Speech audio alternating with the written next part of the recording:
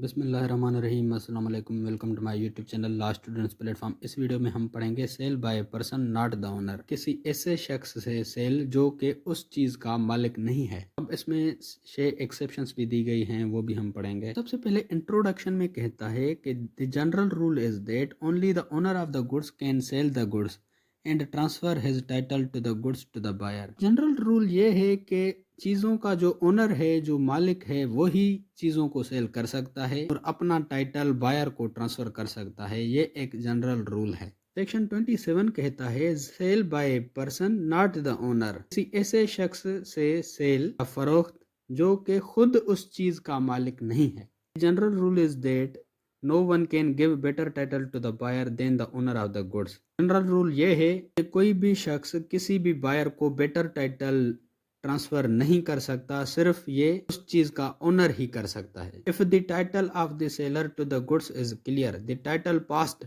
On to the buyer would also be clear. चीजों के ऊपर अगर सेलर का टाइटल क्लियर है तो बायर की तरफ जो टाइटल पास होगा वो भी क्लियर होगा। On other hand, if the title of the seller is defective or limit, the buyer's title would also be the same. अब अगर सेलर का टाइटल डिफेक्टिव है या लिमिटेड है तो बायर के पास जो टाइटल पास होगा वो भी डिफेक्टिव होगा। And the buyer will have no right to the goods even if he has acted in good faith and paid the price of such goods. Buyer के पास उस चीजों के ऊपर कोई भी राइट नहीं होगा, भले ही उसने गुड फेथ में प्राइस पे की हो। अब मिसाल के तौर पर एक बंदे ने कोई चीज चोरी की है, उसके पास जो वो चीज है, उसके पास अब उस चीज के ऊपर डिफेक्टिव टाइटल है, यानी वो उसकी चीज नहीं है। अब अगर वो चोरी वाली चीज सेल करेगा, जिस तरह का टाइटल उसका उस चीज पे था वही टाइटल पास हो जाएगा उस बायर की तरफ। वो मोबाइल चोरी करके आया, वो मोबाइल उसकी नहीं है, उसने सेल कर दी। जिस बंदे को उसने सेल की उसके पास भी उस मोबाइल का डिफेक्टिव टाइटल होगा, क्लियर टाइटल नहीं होगा। इसी तरह अगर उस बंदे के पास जो मोबाइल है वो खुद की है, यानी उसका टाइटल क्लियर है, तो जब वो मोबाइल सेल करेगा और बायर खरीदेगा, बायर के पास भी जो टाइटल आएगा, क्लियर आएगा, वो मोबाइल उस बायर की होगी। अगर डिफेक्टिव होगा, बायर के पास भी डिफेक्टिव टाइटल आएगा, उस मोबाइल के ऊपर बायर का भी कोई राइट नहीं होगा। अगर उस मोबाइल का रियल ओनर मिल जाता है तो वो रियल ओनर उस बायर से वो मोबाइल ले सकता है। एक लैटिन मैगजिम है नेमो दत क्विद नॉन हैबिट, it means no one can give or transfer what he himself does not possess. ये एक लैटिन टर्म है, इसका मतलब है कि कोई भी बंदा कोई ऐसी चीज किसी को नहीं दे सकता या किसी को ट्रांसफर नहीं कर सकता जो वो खुद भी पजेस नहीं करता। तो ये लैटिन मैगजिम इस टॉपिक पे क्लियर बैठता है। It means that buyer obtains no better title to the goods than the seller. का मतलब है कि जो बायर है चीजों के ऊपर बेटर टाइटल हासिल नहीं कर सकता। टाइटल सेलर के पास होगा वही पास होके बायर के पास आएगा। Thus, if the seller has good title to the goods, buyer would also have the good title। इस तरह अगर सेलर के पास गुड टाइटल होगा तो बायर जो खरीदेगा उसके पास भी गुड टाइटल आ जाएगा। अब मिसाल के तौर पर ए ने कुछ चीजें चोरी की और उसने वो चीजें बी को सेल कर दी। अब इस केस में ए तो उन चीजों का ओनर नहीं है, तो इसी तरह बी भी उन चीजों का ओनर नहीं होगा, भले ही बी ने गुड फेथ में पैसे पे किए हों। अब ये तो था जनरल रूल, अगर जो बंदा जिस चीज का मालिक होगा वही उस चीज को सेल कर सकता है, कोई और बंदा सेल नहीं कर सकता। लेकिन इस जनरल रूल के कुछ एक्सेप्शंस हैं, यहाँ पर अगर कोई बंदा मालिक नहीं है फिर भी सेल कर सकता है और बायर को बेटर टाइटल ट्रांसफर कर सकता है। वो कौन से एक्सेप्शंस हैं वो हम पढ़ते हैं। In the following situation, person in good faith and by paying reasonable price of goods from somebody who is not the owner of the goods, the buyer has good title to the goods.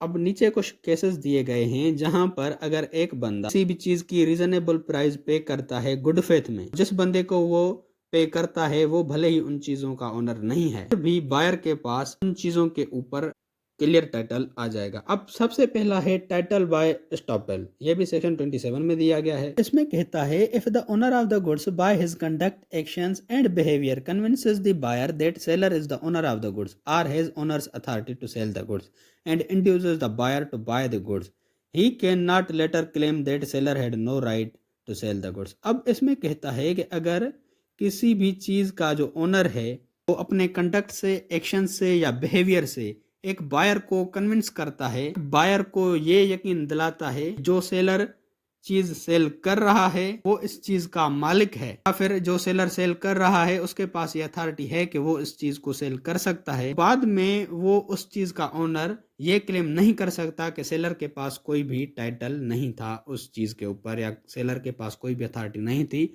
उस चीज को cell करने की। इसका एक example दिया गया है। मिसाल के तौर पर एक बाइक है ए की, ए उस बाइक का ओनर है। अब जो बी है वो बी उस बाइक को सेल कर रहा था सी को। जब बी उस बाइक को सेल कर रहा था तो ए वहां पर बैठा था, देख रहा था, चुप था। सी ने जब उससे बाइक खरीदी तो तब भी ए ने कुछ नहीं कहा। यहाँ पर सी को यकीन हो गया कि ये जो चुप है कुछ नहीं बोल रहा, बिहेवियर से, उसके कंडक्ट से ने समझा कि वाकई बी मालिक है। सी ने अगर उसको पैसे दे दिए बी को तो ये बाइक सी की हो जाएगी और सी का इस बाइक के ऊपर क्लियर टाइटल होगा। अब बाद में ए ये नहीं कह सकता कि मैं इस बाइक का मालिक हूँ, सी के पास कोई अथॉरिटी नहीं इस बाइक को सेल करने की। तो कोर्ट ए को कहेगी कि आप तब क्यों चुप थे, आपने अपने बिहेवियर से इसको कन्विंस क्यों किया सी को, जब बी बाइक सेल कर रहा था तब आप बोलते। सबसे पहली एक्सेप्शन ये है कि टाइटल बाय एस्टॉपल, यहाँ पर किसी चीज का ओनर अपने कंडक्ट से, एक्शन से या बिहेवियर से बायर को इस बात पे कन्विंस करे कि जो बंदा आपको चीज सेल कर रहा है सेलर, उसके पास ये अथॉरिटी है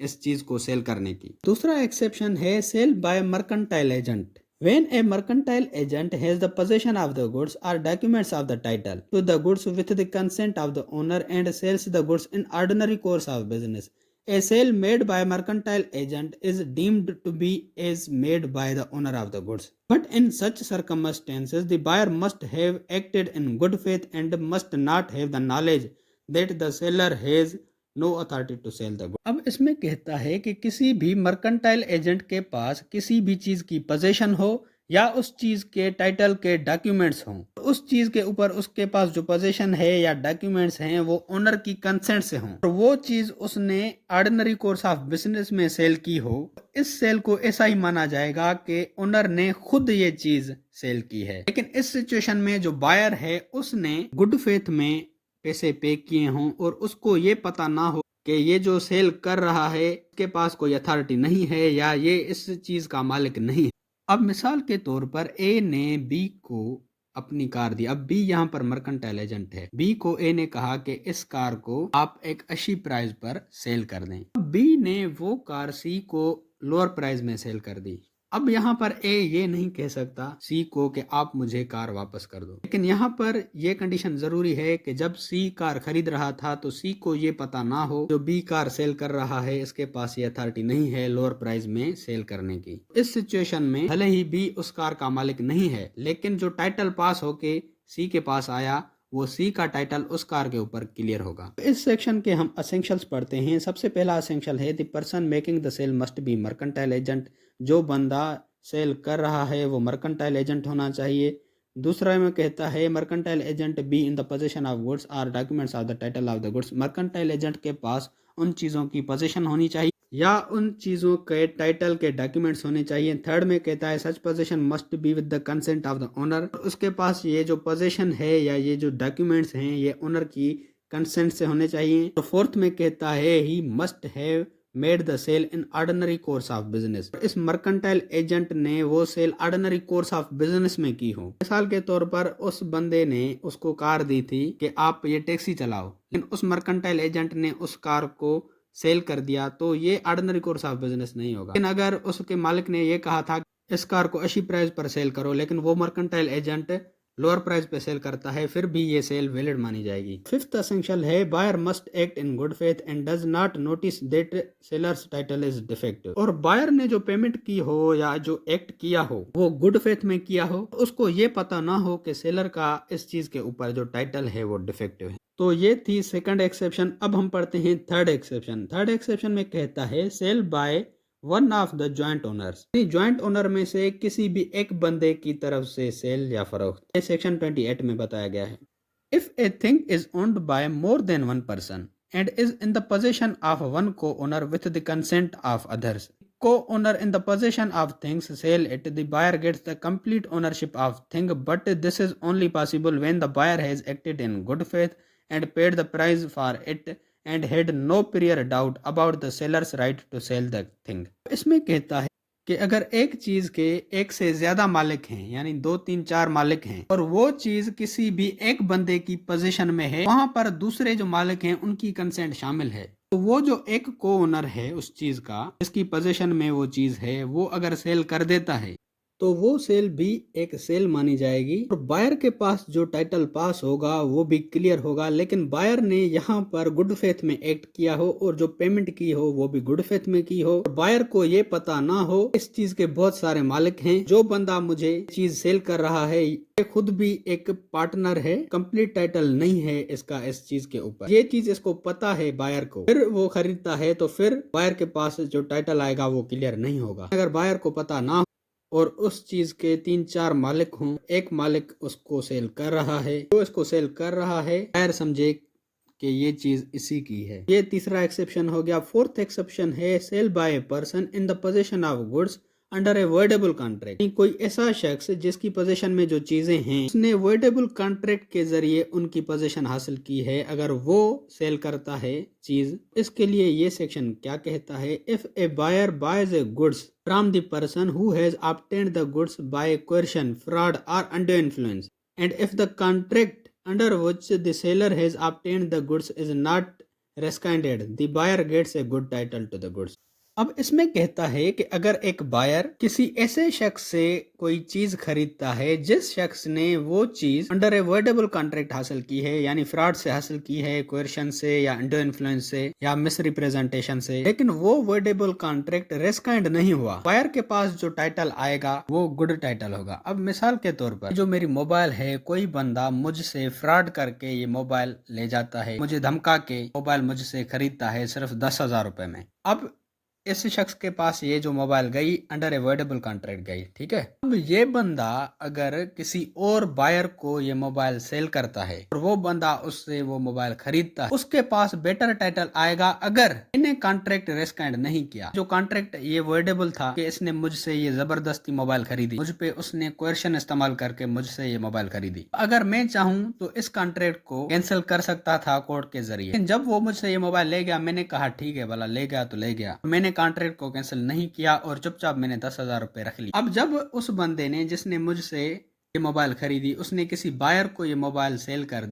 उस बंदे के पास क्लियर टाइटल आ जाएगा। लेकिन अगर मैंने इस बंदे पर केस कर दिया कोर्ट में कि इस बंदे ने मुझसे जबरदस्ती ये मोबाइल ली है और मुझे इस कॉन्ट्रैक्ट में जबरदस्ती इंटर करवाया है, कोर्ट उस कॉन्ट्रैक्ट को रेस्काइंड कर देगा। इस सिचुएशन में अगर वो बायर मोबाइल खरीदता है तो उसके पास क्लियर टाइटल नहीं आएगा। नीचे कहता है but if the owner of the goods has rescinded the contract he had made with the seller, the title of the buyer would also be defective. ये भी वही चीज कहता है कि जैसे अगर मैं इस मोबाइल का ओनर था और मैंने उस कॉन्ट्रैक्ट को रेस्काइंड कर दिया कि कॉन्ट्रैक्ट वर्डेबल था, उसने मुझे जबरदस्ती इंटर करवाया था कॉन्ट्रैक्ट में, अब जैसे ही मैं कॉन्ट्रैक्ट को रेस्काइंड करूंगा तो जो बायर की तरफ टाइटल पास होगा वो डिफेक्टिव होगा। लेकिन मैं अगर कॉन्ट्रैक्ट को रेस्काइंड नहीं करता तब बायर के पास जो टाइटल जाएगा वो क्लियर जाएगा। अब फिफ्थ एक्सेप्शन है sale by a person in the position of goods after sale. ये सेक्शन 30 सबसेक्शन 1 में बताया गया है। If the delivery of the goods under a contract of sale is scheduled for a future date and seller is in the position of goods even though the ownership has been transferred to the buyer, and if another buyer without knowing that goods has been sold and paying a price for the goods in good faith, then the second buyer gets the good title to the goods. इसमें कहता है अगर contract of cell में चीजों की delivery future time में schedule की गई है, तो सेलर के पास अभी भी उन चीजों की पोजीशन है, भले ही उसने उन चीजों की ओनरशिप बायर की तरफ ट्रांसफर कर दी हो। उसके बाद अगर एक दूसरा बायर आता है, सेलर से वो चीजें खरीदता है गुड फेथ में और प्राइस भी गुड फेथ में पे करता है, तो जो सेकंड बायर होगा उसके पास गुड टाइटल आ जाएगा। अब जैसे कि मैंने ये मोबाइल एक बंदे को सेल कर दी, उसने मुझे पैसे भी दे दिए, मैंने उसको कहा कि मैं आपको ये मोबाइल अगले हफ्ते दूंगा। अब जैसे ही वो मुझे पैसे दे के चला गया, दूसरे दिन मैंने ये मोबाइल किसी और बायर को दे दी। जो दूसरा बायर है उसने अगर गुड फेथ में पैसे मुझे पे कर दिए, उसको ये पता ना था इस बंदे ने ये मोबाइल ऑलरेडी किसी और को सेल कर दी है, तो सेकंड बायर के पास क्लियर टाइटल आ जाएगा। लेकिन अगर उसको पता होता कि ये मोबाइल मैंने किसी और बंदे को सेल करी हुई है पहले, तो फिर भी वो पैसे दे के मोबाइल खरीदता है, तो उसके पास डिफेक्टिव टाइटल आएगा। The real owner of the goods first owner does not have the right to get the goods. He can only file the suit against the seller for the recovery of price. He has paid for the goods and also the damages. अब जो first buyer था उसके पास ये right नहीं है कि वो दूसरे बायर से वो मोबाइल वापस ले, लेकिन उसके पास ये राइट है कि वो सेलर पे यानी मुझ पे सूट फाइल कर सकता है प्राइस के लिए और डैमेजेस के लिए। यानी जो भी उसने मुझे प्राइस पे की थी वो भी वापस ले सकता है और उसको जो भी डैमेजेस हुए हैं उन डैमेजेस के लिए भी वो सूट फाइल कर सकता है मेरे खिलाफ। अब यहाँ पर भी एक एग्जांपल दिया गया है। ए ने अपनी एक टेलीविजन बी को सेल की और उसको कहा कि मैं आपको ये टेलीविजन 1 महीने के बाद दूंगा। जैसे ही बी चला गया, ए ने वो टेलीविजन सी को सेल कर दी।